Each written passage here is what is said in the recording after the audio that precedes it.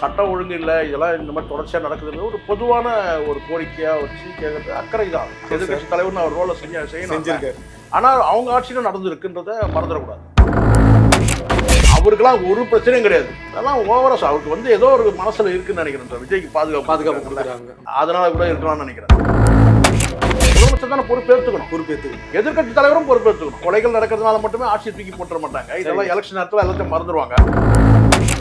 நீங்க எவ்வளவு நீங்க வந்து பார்த்தீங்கன்னா அதிகாரத்தை நீங்க வந்து அவங்களுடைய அதிகாரத்தை பறிக்கிறோம், அவ்வளோ நமக்கு தான் சிக்கல். அது குறிப்பிட்டு நீங்க காவல்துறையை பலவீனப்படுத்து மல்லாந்து துப்பிக்கிறதுக்கு சமமாயிடும். எல்லா ஸ்டேஷனும் நீங்க எஃப்ஐஆர் போட ஆரம்பிச்சுட்டா ஜெயில யாசா சோறு போடும். சமூகமே மொத்தமே சீரழிஞ்சு போயிருக்கீங்க. நீங்க பள்ளி கல்வித்துறை மேல பிரச்சாரம் வைக்கிறீங்க இல்லையா? ஆமா சார், ஆரம்பமே அங்க இருந்து வாதியாரத்துக்கு குச்சை பிடிக்கிட்டோமா சார் நம்ம. இல்ல மாதிரி எடப்பாடி ஆட்சி வந்துச்சுன்னா காவல் நிலையத்துக்கு ஒரு நாள் லீவ் விட்டுருக்கோம், ஒரு வாரம் லீவ் விட்டுலாம்னு வச்சுக்கலாம். என்ன நடக்கும் நீங்க நினைக்கிறீங்க? என்ன நடக்கும் யோசிக்கவே முடியல சார். கற்பனை பண்ணி பார்க்க முடியாது. நீங்க நாமக்கல்ல திருச்செங்கோடு மெயின் ரோட் எர்ணாபுரத்துல இருக்கிற ஸ்பைரோ பிரைம் பப்ளிக் ஸ்கூல்ல +2 போர்டு எக்ஸாம்ஸோட சேர்த்து நீட் அண்ட் ஜேஇ கோச்சிங்கும் கொடுத்துட்டு இருக்காங்க.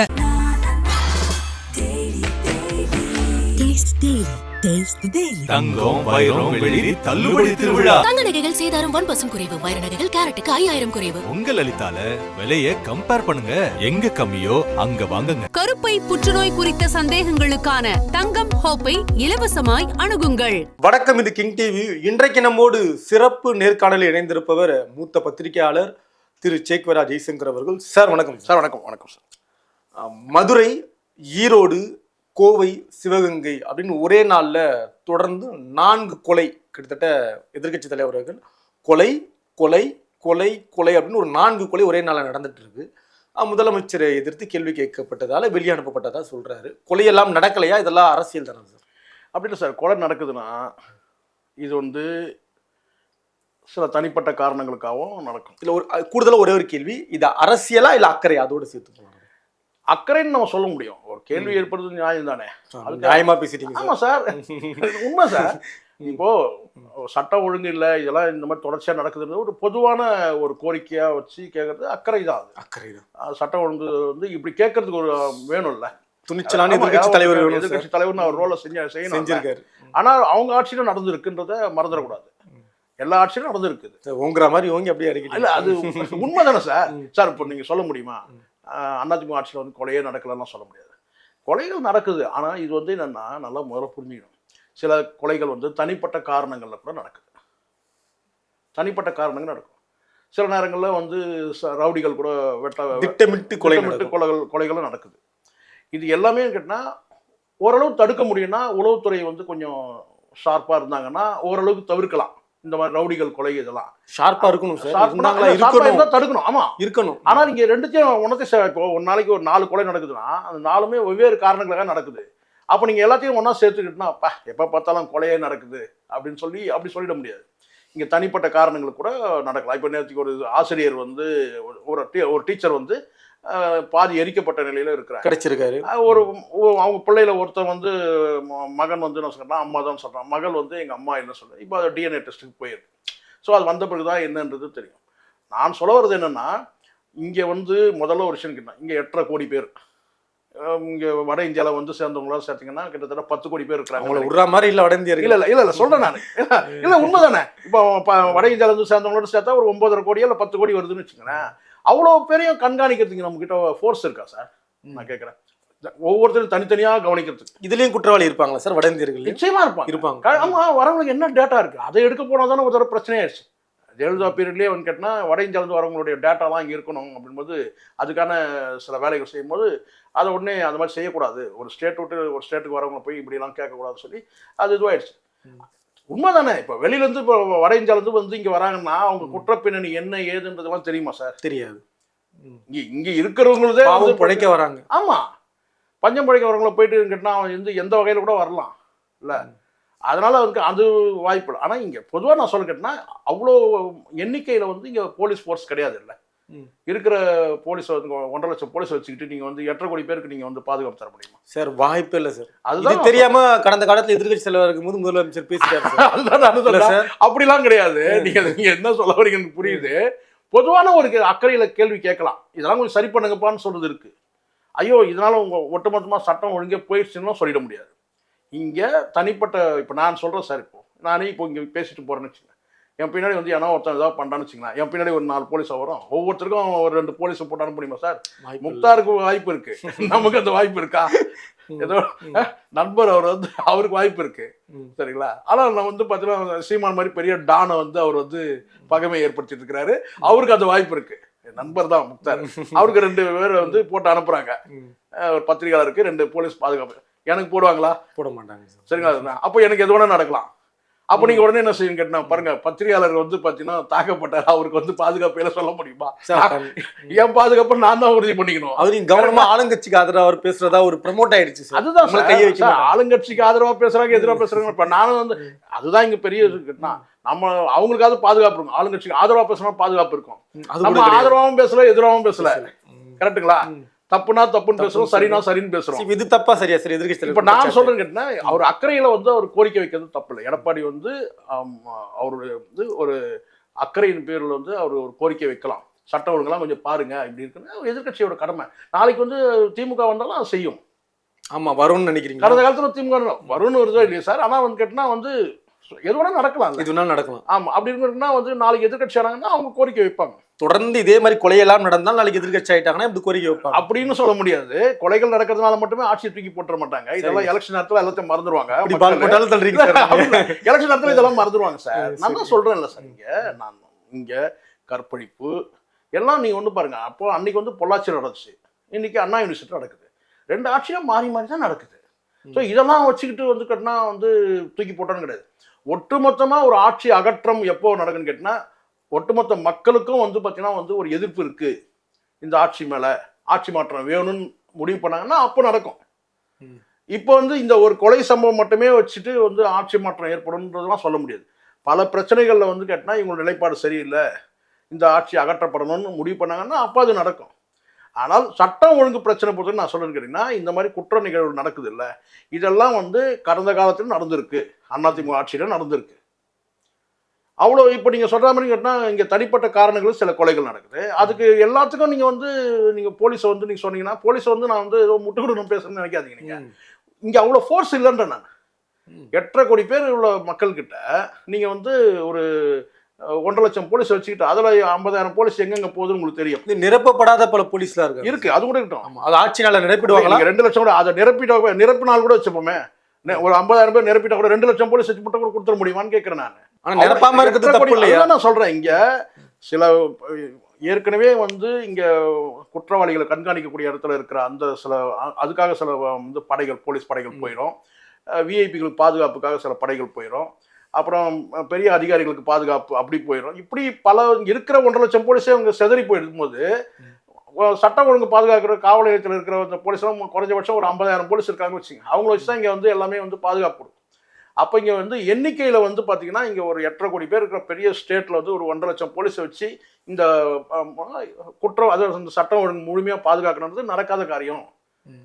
அப்போ அதுக்காக கேட்டால் எல்லாம் நடக்கணுமான்னு கிடையாது. சட்டசபை அவர் சட்டமன்ற எதிர்கட்சி தலைவர் அவருடைய கடமையை சரியாக செஞ்சிருக்கிறார், அவர் கடமையை செய்கிறார், சரியா செஞ்சிருக்கு, சரியா செய்கிறார். அப்போனா முதலமைச்சர் சரியா செய்யலை அப்படி கிடையாது. நாளைக்கு இவங்க வந்தாலும் அந்த கேள்வியை எழுப்பாங்க. அவருடைய கடமையை அவர் செய்கிறார், இவங்களுடைய கடமையை செஞ்சுட்டு தான் இருக்கணும். யார் வந்து வந்து குற்றம் நடக்கட்டும் சொல்லி வேடிக்கை பார்க்குற இடத்துல யார் இருக்கிறாங்க? யாருமே கிடையாது. எந்த காவல்துறையில் இருக்கிற அதிகாரிகள் வந்து குற்றம் நடக்கட்டும், நடந்தாதான் தலைவலியே. சரி, அடிப்படையில் ஒரு ஸ்டேஷன்ல ஒரு ஸ்டேஷன் பொதுவாக நீங்கள் கேட்டது ஒரு காவல் நிலையத்தில் வந்து பார்த்தீங்கன்னா அந்த காவல் நிலையத்துக்கு எல்லைக்கு உட்பட்ட இடத்துல ஏதாவது ஒரு சம்பவம் நடந்ததுன்னா அவங்களுக்கு தலைவலியே இல்லையா? தலைவலி கண்டிப்பா தலைவலி. ஓர்தல் இல்லாமல் சுற்றணும். ஒரு கொலை நடந்துட்டாலோ இல்லை வந்து கேட்டால் ஒரு திருட்டு, ஒரு குற்ற நிகழ்வு பெரிய எது நடந்தாலுமே சோர்தலையும் சுற்றணும். அப்போ யாரும் அதை விரும்புவாங்க? அப்போது முடிஞ்ச வரைக்கும் பாதுகாப்பு இருப்பாங்க. ராத்திரி பகலாக நம்மளே பார்க்குறோம், குறைச்சி மதிப்பிட முடியாது சார். போகிற போக்கில் லெஃப்ட் ஹேண்டில் வந்து போலீஸ்காரன் சரி ஸ்டேஷன் சரியில்லைன்னு சொல்ல முடியாது. நீங்கள் வேணால் ஒட்டுமொத்தம் நான் ஒரு பார்வையில் வேணால் சொன்னேன், ஒட்டுமொத்தமாக முன்னாடி இருந்து அந்த டெடிகேஷன் வந்து குறைஞ்சிச்சுன்னு வேணால் சொல்லுங்கள். நான் சொல்லி தமிழ்நாட்டில் இந்தியா முழுவதுமே சொல்கிறேன், இந்தியா முழுவதுமே காவல்துறை அந்த சார்ந்தவங்களுக்கு வந்துட்டு அந்த அந்த அர்ப்பணிப்புன்றது வந்து தமிழ்நாட்டில். காரணம் கேட்டிங்கன்னா மொத்த பார்வையும் எப்படி இருக்கு? நீங்கள் இஷ்டத்துக்கு ஊழல் பண்ணிட்டு நீங்கள் கொள்ளை அடிச்சுட்டு இருப்பீங்க.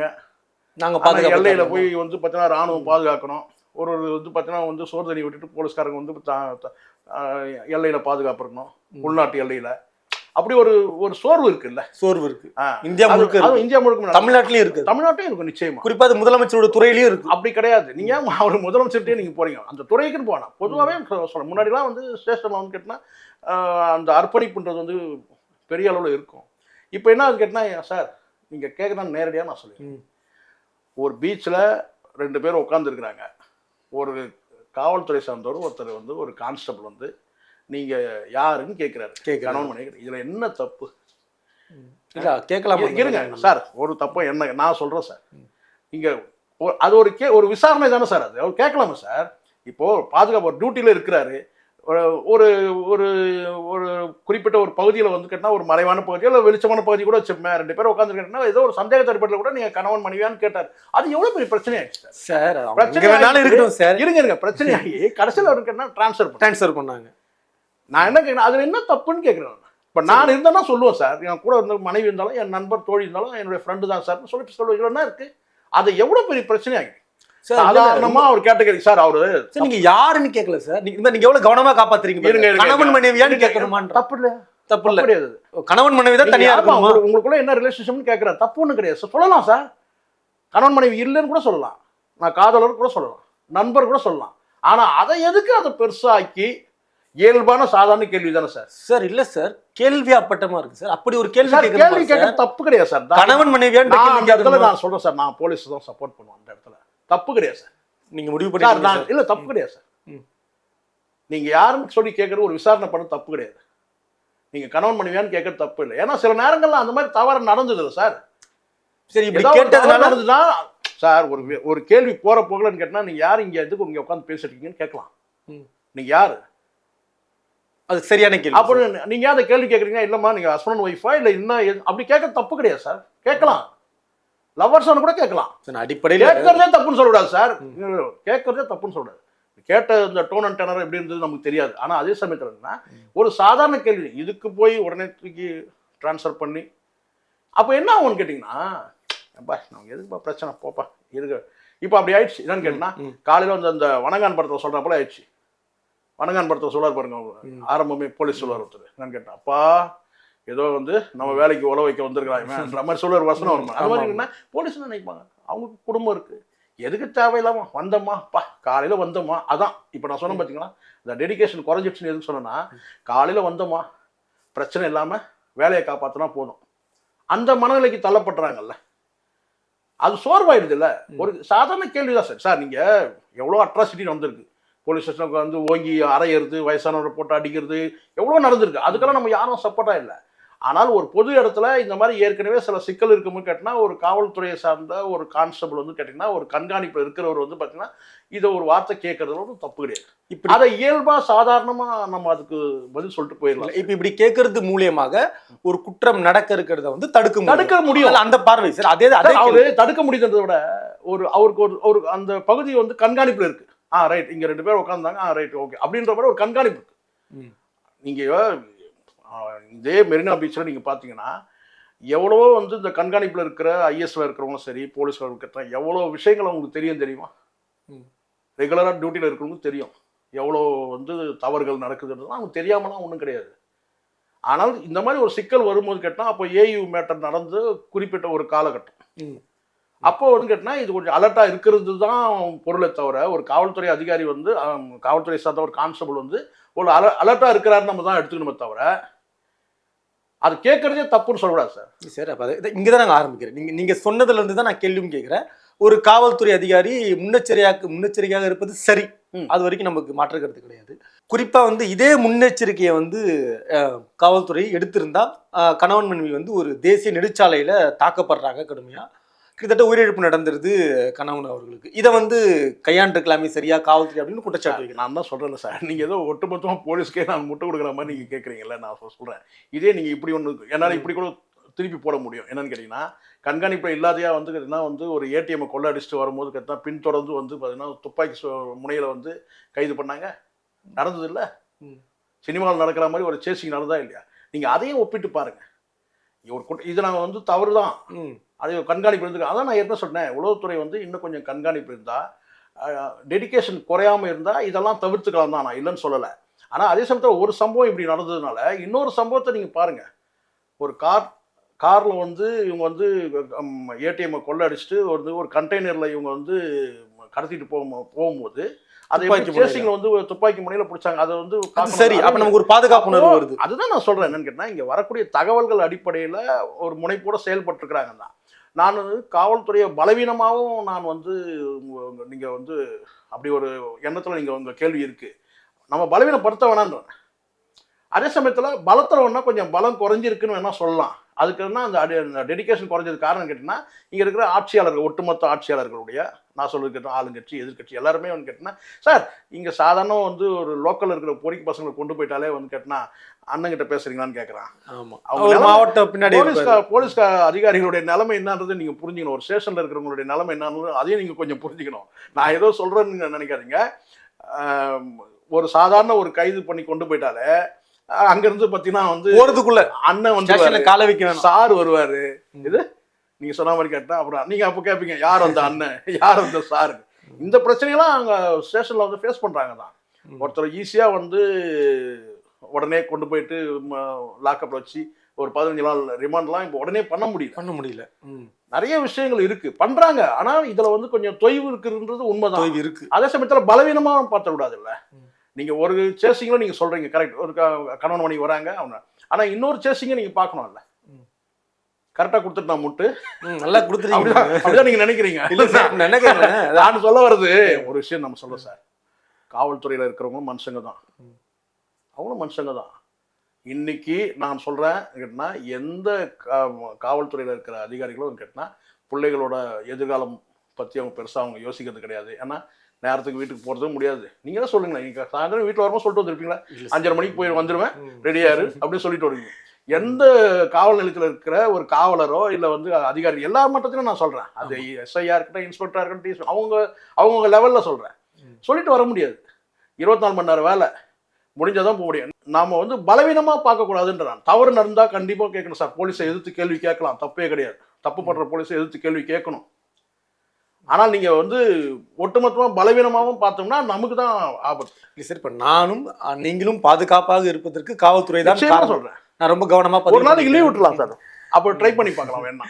இல்ல நான் மாதிரி எடப்பாடி ஆட்சி வந்துச்சுன்னா காவல் நிலையத்துக்கு ஒரு நாள் லீவ் விட்டுறலாம், ஒரு வாரம் லீவ் விட்டுலாம்னு வச்சுக்கோங்களேன். என்ன நடக்குன்னு பார்க்கலாம்.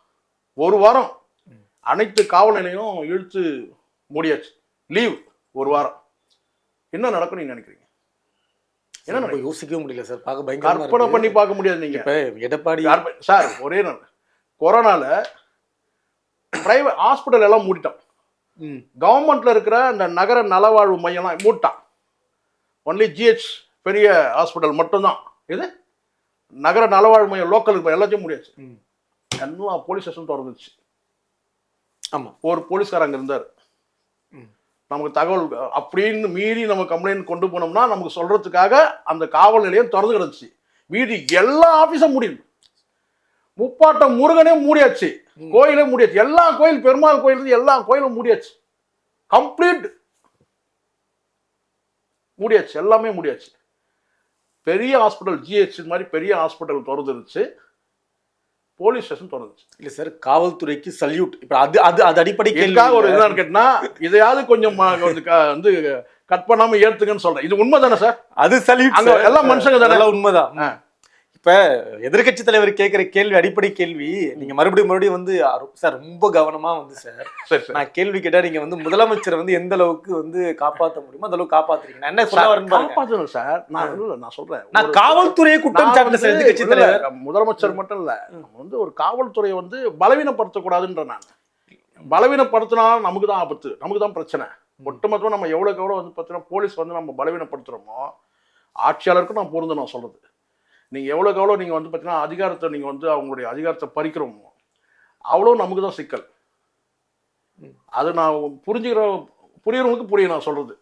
சரி, காவல்துறையை வந்து எவ்வளோக்கு எவ்வளோ ஸ்ட்ராங்காக வச்சிருக்கிறோமோ அப்போதான் நமக்கு பாதுகாப்பு. அதுதான் சார் நம்ம விரும்புகிறோம். அதாவது எதிர்கட்சி தலைவர் கேட்குற கேள்வி என்னன்னா, உளவுத்துறை சரியா வேலை பார்த்திருந்தா முதலமைச்சருடைய காதுக்கு போயிருக்கும், முதலமைச்சர் நடவடிக்கை எடுத்திருப்பாரு.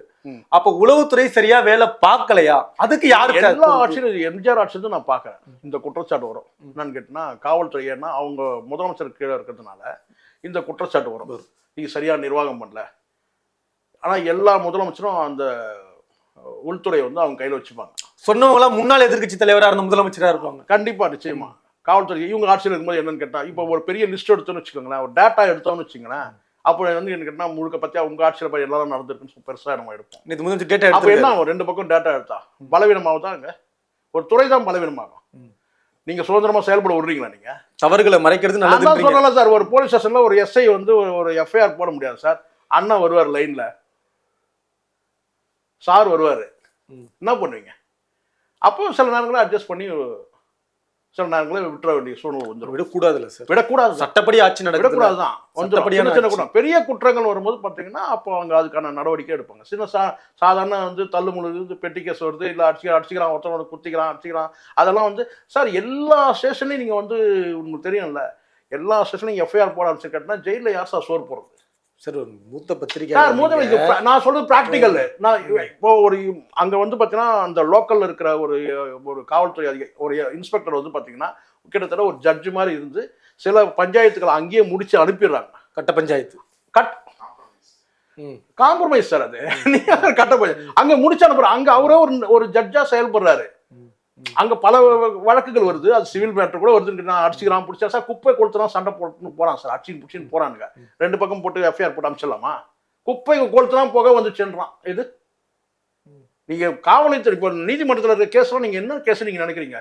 நாடு முழுதும் 5 கோடி கேஸ் இருக்குன்னு சொல்றாங்கல்ல, என்ன கேஸ் இருக்குன்னு நினைக்கிறீங்க? பாதி கேஸ் இவன் ஏன் எடுத்து பிடிங்கன்னா, அதுல வந்து அவன் வந்து கொம்ப நட்டான், வண்டியை இப்படி இது மாதிரி இருக்கு சார். பார்க்கிங்லேயே படமே பார்த்தீங்கல்ல, அது மாதிரி நிறைய இருக்கு. எல்லா விதமான பிரச்சனையும் வருது. பல பிரச்சனைகள் அங்கேயே பேசி முடிச்சு அமைச்சிடறாங்க.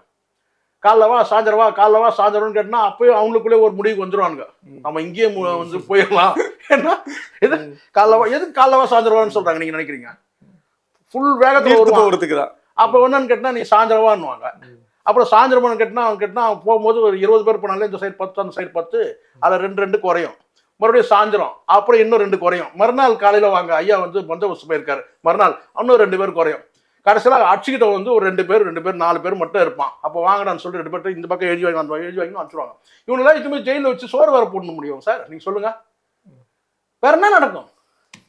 அதில் வந்து பார்த்தீங்கன்னா வந்து இவன் படிக்கிற பையனாக இருப்பான், காலேஜுக்கு போகிறனா இருப்பான், அவன் எதிர்காலம் பாழாது. இப்படி அதுதான் நான் சொல்கிறேன். ஒவ்வொரு ஸ்டேஷன்லேயுமே இன்ஸ்பெக்டர்கள் வந்து அந்த சட்டம் ஒழுங்கு, அந்த பகுதியோட சட்டம் ஒழுங்கு அவங்க கையில் இருக்குது என்பது அந்த இடத்துல ஒரு நீதிபதியாக கூட செயல்பட முடியும். பண்ணுறாங்க தலையிட்டு. நீங்கள் எல்லாத்தையும் நீங்கள் வந்து கேட்டால் எங்கே பார்த்தாலும் அடிதடி கலாட்டா அப்படின்னு பல விஷயங்கள் வந்து பார்த்தீங்கன்னா மனிதாபிமான சார். சில புகார்கள் வந்து கொண்டு போய் கொடுக்கும்போதே நாம் ஒரு காலத்தில் உங்களுக்கு தெரிஞ்சிச்சு, புகார் வாங்கும் போதே அவதூறாக பேசுவாங்க. அடா உடா தடா புடான்னு. இப்போ அதெல்லாம் குறைஞ்சிடுச்சு. இது போயிட்டு ஒரு கோயில் பேப்பர் வாங்கிட்டு வா, ஒரு 4 பால் பாயிண்ட் பென் வாங்கிட்டு வா, அதெல்லாம் இருந்தது இல்லை? இருந்ததா இல்லையா? இப்போ என்ன நடக்குது அந்த மாதிரி? எனக்கு அங்கே பேனா கேட்குறான் நம்மளால கம்ப்ளைண்ட் எழுதி கொடுக்கறதுக்கு. இதான உண்மை. ஒரு காலத்தில் அது என் கண்ணாலே நான் பார்த்தேன். பேனா வந்து அவங்க கொடுக்குறாங்க. இப்போ அந்த மாதிரி நிலைமைகள் மாறிடுச்சு. நீங்க போலீஸ், நான் தான் சொல்றேன்ல, பல ஸ்டேஷன்களை வந்து நடக்க தான் செய்யுது. எங்கேயோ ஒருத்தர் இருக்கிறாங்க, அதை வச்சு நீங்கள் ஒட்டுமொத்த போலீஸும் இப்படி தான் பண்ண முடியாது. சாத்தான்குளம் மாதிரி ஒரு சம்பவம் நடந்தது, அதுக்கான தண்டனையை அவங்க அனுபவிக்கிறாங்க. சரிங்களா? ஆனால் அதை வச்சு எல்லா ஒட்டுமொத்த தமிழ்நாடு முழுவதுமே இப்படிதாங்கன்றது அந்த முடிவுக்கும் போயிட முடியாது. சில நேரங்களில் ரவுடிகளுக்கு வந்து பார்த்தீங்கன்னா அந்த மாவு கட்டு போகிறதெல்லாம் சொல்கிறாங்க வழிக்கு விழுந்துடுறாங்கன்னு சொல்லிட்டு. அதுவும் சார் அது பண்ணலனாலும் இங்கே பிரச்சனைகள் ஜாஸ்தி இருக்கும். வழிக்கு விழுனாலும் நிறைய அப்படியாவது ஒரு பயம் இருக்குன்னு சார். அந்த அளவுக்கு தூய்மையா இல்லை சார் கடிவரை. இங்க நம்ம அடிப்படையில ஒரு விஷயம் நீங்க சொல்றீங்களா, காவல்துறை குற்றச்சாட்டுறதுக்கு முன்னாடி ஒன்று சொல்றேன்னு கேட்டா, இங்க அடிப்படையில ஒரு விஷயம் நம்ம வந்து மிஸ் பண்ணிட்டோம். இங்க பல பிள்ளைகள் வந்து பார்த்தீங்கன்னா கெட்டு சீரழிஞ்சிட்டு இருக்கிறாங்க, யங்ஸ்டர்ஸ் ஃபுல்லாவே. காரணம் கேட்டால் நம்ம வாத்தியார்கிட்ட பயம் போயிடுச்சு, பெற்றோர்கள்கிட்ட மரியாதை போச்சு. குறைஞ்சபட்சம் போலீஸ்காரங்கிட்ட இருந்து அந்த லட்டி இருந்து அதையும் நம்ம மனித உரிமை பேசி புடுங்கிட்டு அடுத்தது துப்பாக்கியும் அதையும் புடுங்கணும். அதுக்கான வேலையை நம்ம செஞ்சுட்டு இருக்கிறோம். கரெக்டா? அதானே? அதுக்கான வேலை கேட்டா ஏன்னா ஒரு வார்த்தை சொல்ல முடியல. இதான உண்மை. என்னன்னு கேட்டா, ரவுடிகளுக்கு அவர்கள் புரியும் பாஷையில் அறிவுறுத்தப்படும் கூட சொல்ல முடியல இல்லையா? அப்படின்னு அப்ப என்ன ஆகும் சார்? ஒட்டுமொத்தம் ஒழுக்கம் போச்சுன்னா அப்புறம் நான் வேற மாதிரி சொல்லிடுவேன். ஏதாச்சும் ஒட்டுமொத்தம் அடிப்படை ஒழுக்கமே போகுது இல்ல. அப்பம் பிள்ளைக்கு மரியாதை இல்லாமல் போச்சு, வாத்தியார்கிட்ட மரியாதையில் போச்சு. போலீஸ்காரங்க பார்த்தா பயமே கிடையாது, குடிச்சிட்டு ஆடிட்டு தான் போகிறான் அவன் முன்னாடியே. அப்போ எல்லா குற்றமும் நடக்கும். அதுக்கப்புறம் நான் போலீஸ்காரங்க மாயாஜாலமா சூம் மந்திரக்காரின்னு சொல்லிட்டு அப்படியே அந்த குற்றமே நடக்காமல் அப்படியே கிளியராக இருக்கு. நீங்கள் சொல்லுங்கள், அடிப்படை எங்கேருந்து நம்ம ஆரம்பிக்கணும்னு பாருங்கள். ஸ்கூல்லேருந்து ஆரம்பிக்கணும். வாத்தியார்கிட்ட பணிவு மரியாதைனா என்ன, பணிவுனா என்ன, நம்மளாம் எப்படி நீங்கள் வாங்கினீங்களோ நாங்களாம் பிச்சு எடுத்துருவாங்க. குச்சி எடுத்தாங்கன்னா பெற்றோர்களே இன்னைக்கு அடிக்க முடியல சார். பிள்ளைங்களை அடித்து வளர்க்க முடியல. அடிக்கணும்னு கட்டாயம் கிடையாது, கண்டித்து வளர்க்க முடியல. மரியாதை இல்லை, எல்லா வகையிலும் வந்து கெடுத்துட்டு அதுக்கப்புறம் குறிப்பிட்ட ஒரு துறையை மட்டும் சொல்றது என்ன இருக்கு? ஆமா, அது தப்பு. சமூகமே மொத்தமே சீரழிஞ்சு போயிருக்கீங்க. நீங்க பள்ளிக்கல்வித்துறை மேல குற்றச்சாட்டு வைக்கிறீங்க இல்லையா? ஆமா சார், ஆரம்பமே அங்கிருந்து வாதியாரத்து குச்சியை பிடிக்கிட்டோமா சார்? நம்ம சார் சும்மா நாச்சும் வச்சிருக்கோமா சார்? குச்சி அடி கூட வேணாம், நம்ம பிடிக்கிட்டோம்ல. எங்கேயோ ஒரு சம்பவம் நடந்தது, அதுக்கு பின்னாடி ஒரு சமூக நீதி காரணமா இருக்கு சார். சார் இருக்கட்டும் சார். நான் என்ன சொன்னா, அது அது இப்போ புரியுதுங்களா? ஒவ்வொன்றுத்துக்கும் எதிர்வினைன்னு ஒன்று இருக்குல்ல. நம்ம வேற ஒரு காரணத்துக்காக குச்சியை பிடுங்கணும். ஆமா, ஆனால் என்ன ஆச்சு? வாத்தியாரம் மதிக்கிறதே கிடையாது, யாருமே ஸ்கூல்லேயே மதிக்கிறது கிடையாது. இப்போ நான் எதிர்கட்சி தலைவர் அவர்கள் காலையில வீட்டை விட்டு கிளம்பிட்டா மறுபடியும் வீடு போய் சேர்ற வரைக்கும் பயமா இருக்கு, அச்சுறுத்தல் இருக்கு அப்படின்றதையும் பதிவு பண்ணியிருக்காங்க. அப்படி ஒரு கட்டமைப்பு இருக்கா? அதெல்லாம் மிதமிஞ்சி சொல்றது ஓவர். இதெல்லாம் ஓவர் தான், அதான் ஓவரா சொல்றதெல்லாம். அந்த அளவுக்குலாம் ஒன்றும் இங்கே நடந்தில்லை. இதாவது அக்கறையா அரசியல்? அது அக்கறை கிடையாது, இது விளம்பரத்துக்காக பண்றது. இது விளம்பரம். இதெல்லாம் ஓவர் சார். அந்த அளவுக்குலாம் நான் வந்து நீங்க சொல்லுங்க, அவர் சொல்றது ஏதாவது ஏற்புடையதா இருக்கா? அவருக்கெல்லாம் ஒரு பிரச்சனையும் கிடையாது.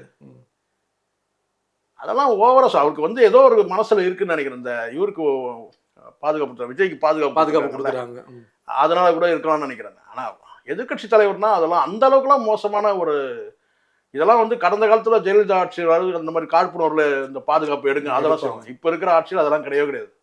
தேவையானாலும் அவர் கேட்டார்னா இன்னும் கூட கூடுதலாக கொடுப்பாங்க பாதுகாப்பு. ஒரு அதெல்லாம் சும்மா அதெல்லாம் எக்ஸாக்ரேட் பண்ணி சொல்லக்கூடாது. அடிப்படையில் தினம் ஒரு சம்பவம் நடக்குதெல்லாம் உண்மைதான் நடந்துட்டு இருக்கு. அது வந்து பார்த்தீங்கன்னா சமூகத்தில் ஏற்படுற பிரச்சனை தான். அதெல்லாம் இங்கே சமூகமே சீரழிஞ்சு போயிருக்கு டோட்டலாக. அதற்கு முதலமைச்சர் பொறுப்பேற்க முடியும். முதலமைச்சர் பொறுப்பேற்றுக்கணும் தான். எதிர்கட்சி தலைவரும் பொறுப்பேற்று, அவரும் பொறுப்பேற்று. நான் கரெக்டாக வந்துட்டேன்னா கவனமாக இருக்கீங்க.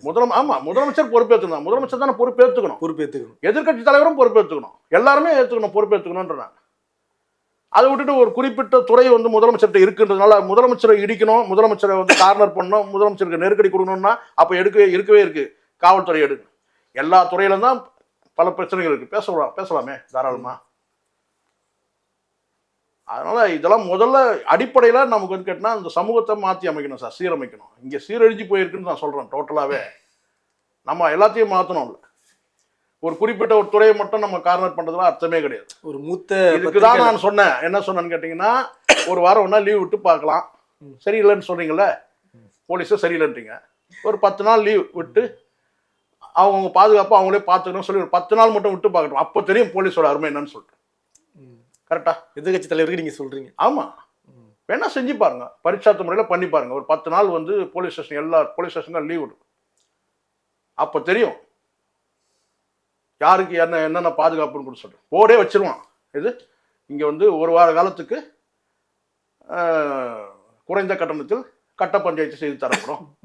போர்டே வச்சிருவாங்க. வீட்டில் பொம்பளைங்களோட தனியாக போக முடியாது. சொல்லுங்க, நம்மனா சினிமாவில் வர வந்து விஜயா, அஜித்தா, வல்லரசு விஜயகாந்தா இல்லை சொல்லுங்க பார்க்கலாம். ஸோ அதெல்லாம் வந்து ப்ராக்டிக்கலாக பேசணும் சார். நீங்கள் பலவீனம் எதிர்கட்சியாக இருக்கட்டும், இன்னைக்கு எதிர்கட்சி ஆளுங்கட்சி எதிர்கட்சி மாறி வரலாம். ஆனால் ஒரு துறையை நீங்கள் பலவீனப்படுத்தாதீங்கன்ற. நன்றி. அது குறிப்பிட்டு நீங்கள் காவல்துறையை பலவீனப்படுத்து மல்லாந்து துப்பிக்கிறதுக்கு சமமாயிடும். நாளைக்கே ஒரு பல பேர் பேசிட்டு இருக்காங்களா பைத்தியம் போல. நாளைக்கே ஒரு கல் விட்டா என்ன செய்வோம்? ஒரே ஒரு கல் விட்டாலும் என்ன செய்யும்? என்ன செய்வாங்க? நேராக போலீஸ் ஸ்டேஷனில் புகார் தரணும். யாரோ ஒருத்தர் 4 கல் விடுறான் சார், நீங்கள் பதில் கல்லா விட முடியும் போயிட்டு தேடி போயிட்டு. அப்போ உடனே ஒரு புகார் கொடுப்பீங்க, அங்கே ஒரு 4 போலீஸ்காரங்க வந்து நிற்பாங்க. இதான் நடக்கும். உங்கள் நேரம் அளித்ததற்கு நன்றி சார். நன்றி. தொடரும். நன்றி. நாமக்கல்ல திருச்செங்கோடு மெயின் ரோட் எர்ணாபுரத்துல இருக்கிற ஸ்பைரோ பிரைம் பப்ளிக் ஸ்கூல்ல +2 போர்டு எக்ஸாம்ஸோட சேர்த்து நீட் அண்ட் JEE கோச்சிங்கும் கொடுத்துட்டு இருக்காங்க. தங்கம் வைரம் வெள்ளி தள்ளுபடி திருவிழா. தங்க நகைகள் சேதாரம் 1% குறைவு. வைர நகைகள் கேரட்டுக்கு 5000 குறைவு. உங்க லலிதால விலைய கம்பேர் பண்ணுங்க. எங்க கம்மியோ அங்க வாங்குங்க. கருப்பை புற்றுநோய் குறித்த சந்தேகங்களுக்கான தங்கம் ஹோப்பை இலவசமாய் அணுகுங்கள்.